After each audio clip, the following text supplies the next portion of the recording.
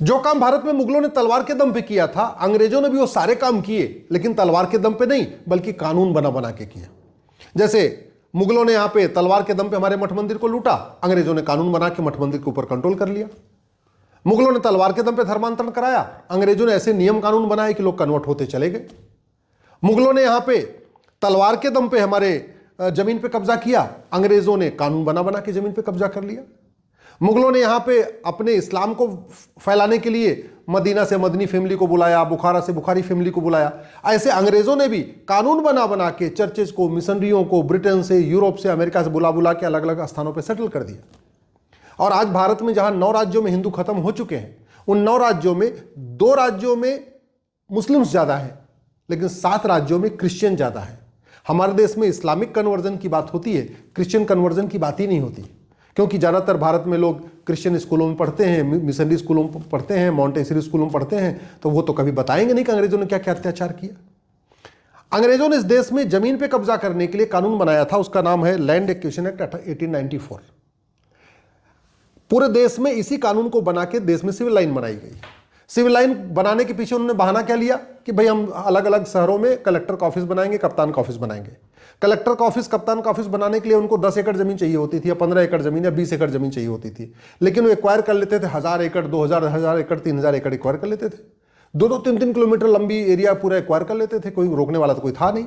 और उसके बाद कलेक्टर का ऑफिस बना के, कप्तान का ऑफिस बना के, रेवेन्यू ऑफिस बना के, बाकी सारी की जमीन वो चर्च और मिशनरियों को दे देते थे, और वहां हॉस्पिटल बनवाते थे, स्कूल बनवाते थे। इसलिए चाहे दिल्ली की सिविल लाइन हो, चाहे कानपुर की सिविल लाइन हो, चाहे प्रयाग की सिविल लाइन हो, चाहे पटना की सिविल लाइन हो, भारत में जहां भी सिविल लाइन बनी है, वहां मेजॉरिटी जो जमीन का मालिकाना हक है वो चर्च और मिशनरियों के पास है। राष्ट्रपति भवन के बगल में चर्च लेन है। बीजेपी दिल्ली का जो ऑफिस है पंडित पंत मार्ग पे, वहां की सारी जमीन चर्च और मिशनरियों की है। दिल्ली का जो सिविल लाइन है, जहां दिल्ली यूनिवर्सिटी है, वहां मैक्सिमम जमीन चर्च और मिशनरियों की है। और आपको जान के आश्चर्य होगा, ये 1894 में के बाद जो जमीन बांटी गई थी चर्च और मिशनरियों को, 99 साल की लीज पे बांटी गई थी, और वो 99 साल की लीज पूरी हो चुकी है, लेकिन वो लीज फिर भी उनसे जो स्कूल थे, कॉलेज थे, उसको सरकार ने वापस टेक ओवर नहीं किया, आज भी उन्हीं के पास है। इसलिए पहली आवश्यकता यह है कि पूरे देश भर में जो अंग्रेजों ने जमीन बांटी थी 99 ईयर के लिए, सबकी पूरी हो चुकी है। उन स्कूल को, उन कॉलेज को, उन जमीनों को सरकार खुद टेक ओवर कर ले, और नहीं तो वास्तव में जो उनका असली मालिक था, जिससे अंग्रेजों ने टेक ओवर किया था, उन किसानों को दे दे। जो जिस गांव की जमीन लिया गया था, उस गांव के लोगों को उनका मालिकाना हक दे दे। ऐसे तो नहीं हो सकता ना कि लीज भी पूरी हो जाएगी और सरकार खुद भी टेक ओवर नहीं करेगी, और जो उसका असली मालिक था, जिससे लिया गया था, उसको भी नहीं देगी। इस पूरे प्रक्रिया का दुष्परिणाम आपको बता रहा हूं। 99 ईयर की लीज पूरी हो चुकी है। अब सिविल लाइन में जो मालिक हैं, उनको लगता है यार कल को सरकार जमीन वापस ले लेगी, तो वहां पे वो छोटा छोटा प्लॉट काट काट के बेच रहे हैं। उदाहरण के लिए प्रयाग की जो सिविल लाइन है, वहां पे जमीन आराम से 1 बिस्वा 2 करोड़ में बिक जाती है। तो सिविल लाइन की अगर 10 बिस्वा जमीन बेचा तो 20 करोड़ रुपए मिल गए, और शहर से 20 किलोमीटर दूर जाके उतने में 20 एकड़ जमीन खरीद लिया। यानी सिविल लाइन की 10 बिस्वा जमीन 20 किलोमीटर दूर जाके उसके बदले में 20 एकड़ जमीन खरीद लेते हैं। उसके बाद दोबारा फिर से सिविल लाइन में 10 बिस्वा जमीन बेच दिया, फिर 20 करोड़ की बेच दिया, और वो जो 20 एकड़ जमीन खरीदा उसी पे बढ़िया स्कूल बना दिया, कॉलेज बना दिया, इंजीनियरिंग कॉलेज बना दिया, मेडिकल कॉलेज बना दिया, लॉ कॉलेज बना दिया, वहां पे हॉस्पिटल बना लिया। अब कानून ये कहता है, जो दूसरा वाला नेशनल माइनॉरिटी कमीशन एक्ट है, कि भैया जो माइनॉरिटी स्कूल हैं उन पे 25% गरीबों को भी नहीं देना है। तो यानी जो चर्च और मिशनरियों के स्कूल हैं उनको 25% फ्री सीट देना भी नहीं। माइनॉरिटी को उनको दर्जा मिला हुआ है, इसलिए उनकी टर्म्स कंडीशन बिल्कुल अलग है। तो हो क्या रहा है कि जो फ्री में, चूंकि वो हॉस्पिटल बन गया, फ्री में स्कूल बन गया, सिविल लाइन की जमीन बेच बेच के बनाया गया, वहां आराम से कन्वर्जन का सेंटर खोल दिया गया। जितने गरीब हिंदू हैं, चाहे वो दलित हैं, चाहे पिछड़े हैं, चाहे कुर्मी हैं, चाहे केवट हैं, चाहे वो लोधी हैं, चाहे पासवान हैं, चाहे सरोज हैं, चाहे नाई हैं, सबको लालच दिया जाता है, काम करो, हमारा स्कूल बहुत अच्छा है, आ जाओ वहाँ पढ़ो। और धीरे धीरे उनका ब्रेन वॉश कर करके उनको क्रिश्चियन बना दिया जाता है। तो वास्तव में अगर क्रिश्चियन कन्वर्जन रोकना है तो पहला काम ये करना पड़ेगा, 1894 के अंतर्गत जो जमीनें दी गई थी चर्चों मिशनरियों को, चाहे हॉस्पिटल के नाम पे, चाहे स्कूल के नाम पे, चाहे कॉलेज के नाम पे, वो सारी की सारी जमीन वापस लेनी पड़ेगी। और आज की डेट में 40 लाख एकड़ जमीन पे चर्च और मिशनरियों का कब्जा है। दूसरा, अगर हमें क्रिश्चियन कन्वर्जन रोकना है तो इस माइनॉरिटी मेजॉरिटी के खेल को बंद करना पड़ेगा। कांग्रेस ने यह कानून बनाया इसीलिए था यहां क्रिश्चियनिटी फले फूले, यहां इस्लाम फले फूले और सनातन खत्म हो जाए।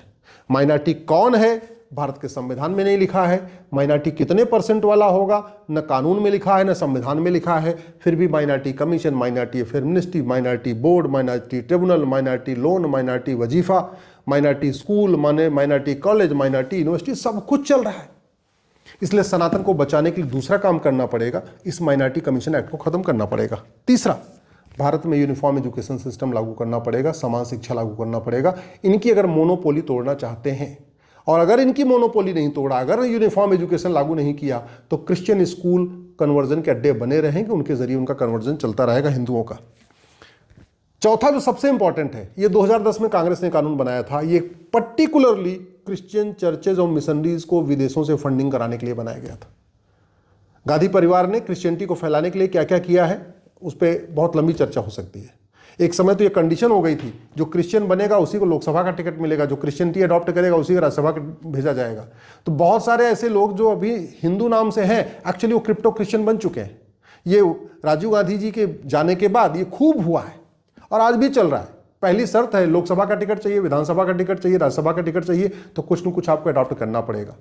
तो ये आपको अगर वास्तव में रोकना है तो ये विदेशी फंडिंग भी रोकना पड़ेगा। ये कानून बनाया गया था क्रिश्चियनिटी को प्रमोट करने के लिए।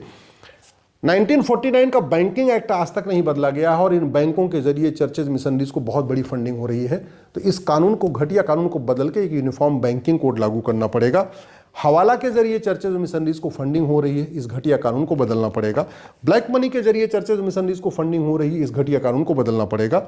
बेनामी प्रॉपर्टी और ब्लैक मनी, इसको रोके बिना आप चर्चेज मिशनरी के जो काम चल रहा है उसको आप रोक ही नहीं सकते, इसलिए दोनों कानून को बदलना ही पड़ेगा। और सबसे इंपॉर्टेंट ये है, भारत को बर्बाद करने के लिए बड़े पैमाने पर धर्मांतरण हो रहा है। धर्मांतरण से हमारी राष्ट्र की सुरक्षा के लिए खतरा है।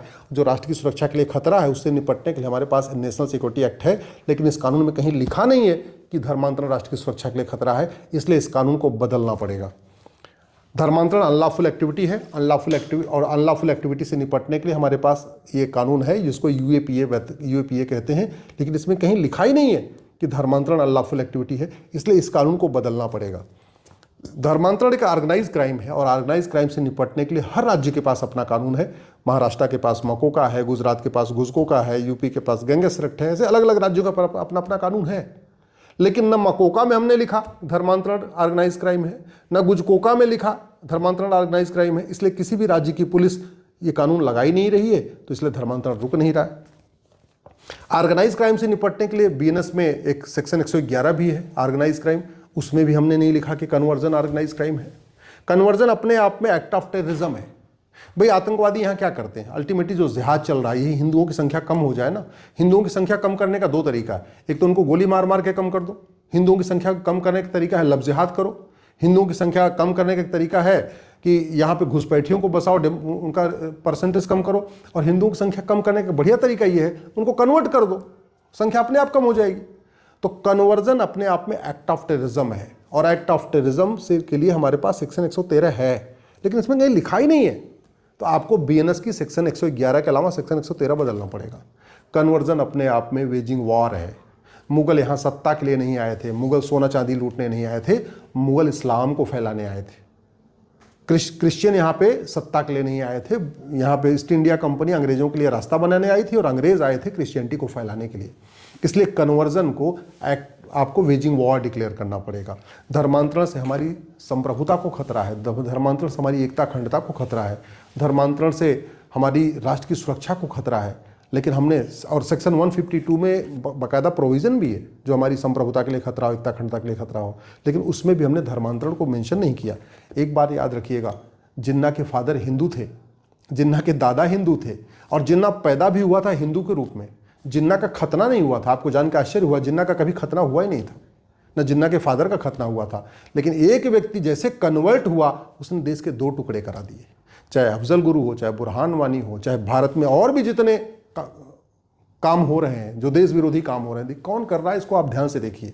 इसलिए कहता हूं कन्वर्जन को रोकने के लिए 1950 के पहले बने सारे कानूनों को खत्म करना पड़ेगा और 1950 के बाद, आज़ादी के बाद जो सनातन विरोधी कानून बनाए गए हैं उनको या तो खत्म करना पड़ेगा या तो बदलना पड़ेगा, तब जाके कन्वर्जन रुकेगा। और जब तक कन्वर्जन नहीं रुकेगा तब तक वीर सावरकर जी का सपना साकार नहीं होगा। जब तक कन्वर्जन नहीं रुकेगा तब तक गुरु गोलवलकर जी का सपना साकार नहीं होगा। जब तक कन्वर्जन नहीं रुकेगा तब तक छत्रपति शिवाजी महाराज, संभाजी महाराज का सपना साकार नहीं होगा।